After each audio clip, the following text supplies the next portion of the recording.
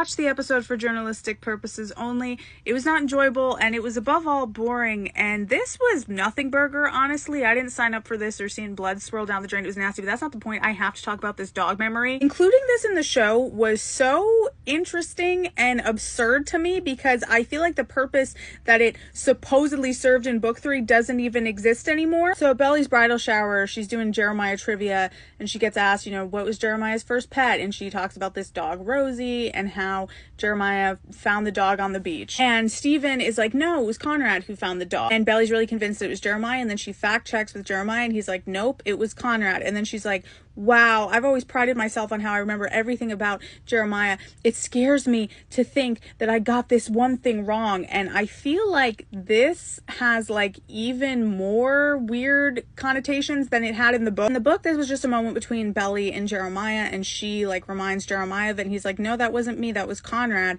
And Bonrads took this to mean, oh, see, maybe Belly is truly delusional and she's a completely unreliable narrator. And maybe all the nice things that Jeremiah did for her were actually Conrad, even though that is not a logical deduction from this. But when I heard that this was included in the episode before I watched it, I was like, what would even be the point of that? Because Conrad already has this good edit in Belly's memories of stuff that didn't even happen in the books, and Jeremiah hasn't even gotten his sweet flashbacks. All the flashbacks have been rewritten in Conrad's favor, and he has literally stolen Jeremiah's nachos to get good childhood flashbacks with Belly. So what could this possibly serve? But now I feel like it has an even weirder, because they've added this whole thing about how it was Jeremiah's first pet, but this doesn't make any sense because that's not really what a first pet is, because they just found the dog, kept it for a few days, and then had to give it back. But Taylor has this line it doesn't matter who found the dog, the point is it was Jer's first pet.